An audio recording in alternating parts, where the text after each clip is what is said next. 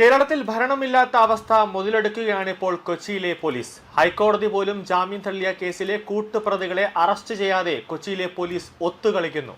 നിക്ഷേപ തട്ടിപ്പ് കേസിൽ ഒന്നാം പ്രതി ജയിലിലായിട്ടും കൂട്ടുപ്രതികളെ പോലീസ് തൊടുന്നില്ല. പോലീസ് തലപ്പത്ത് അരാജകത്വവും പക്ഷപാതവും സ്വാധീനവും അരങ്ങ് തകർക്കുന്നു എന്നതിന്റെ ഉദാഹരണമാണ് ഇപ്പോൾ പുറത്തുവരുന്നത്. ഇതിനിടെ നിക്ഷേപ തട്ടിപ്പ് നടത്തിയ കേസിൽ ഒന്നാം പ്രതി സോണിയ സെബാസ്റ്റ്യന്റെ ജാമ്യം കോടതി തള്ളിയിരിക്കുകയാണ്. പോലീസ് സോണിയ സെബാസ്റ്റ്യന് ജാമ്യം ലഭിക്കാൻ അനുകൂല നിലപാട് സ്വീകരിച്ചുവെന്ന് ആക്ഷേപമുണ്ട്. ഹൈക്കോടതി വരെ ജാമ്യം തള്ളിയ കേസിൽ പോലീസ് കൂട്ടുപ്രതികളെ അറസ്റ്റ് ചെയ്തിട്ടില്ല.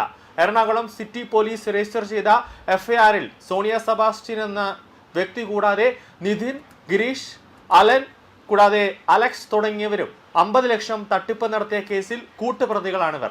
ഹൈക്കോടതിയും ജില്ലാ കോടതിയും ഒക്കെ ജാമ്യം നിരസിച്ചതിനു ശേഷം അന്വേഷണ ഉദ്യോഗസ്ഥർ സോണിയെ അറസ്റ്റ് ചെയ്യാൻ മടിച്ച് 1 മാസത്തിലധികം പ്രതിയെ രക്ഷിച്ചു. തുടർന്ന് അന്വേഷണ ഉദ്യോഗസ്ഥർക്കെതിരെ വിമർശനം ഉയർന്നപ്പോഴായിരുന്നു സോണിയെ അറസ്റ്റ് ചെയ്തത്. സമാനമായ ഇതേ എഫ്ഐആറിൽ കൂട്ടുപ്രതികൾ ഇപ്പോഴും നിക്ഷേപം സ്വീകരിക്കാൻ ശ്രമം നടത്തുന്നുണ്ട്. പോലീസ് കൂട്ടുപ്രതികളെ അറസ്റ്റ് ചെയ്യാതെ രക്ഷിക്കുകയാണ്. Sonia Sebastian multi state cooperative സൊസൈറ്റിയുടെ പേരിൽ നിക്ഷേപകരെ ചതിച്ച് സ്വന്തം അക്കൗണ്ടിലേക്ക് പണം വാങ്ങിയിരിക്കുകയാണ്.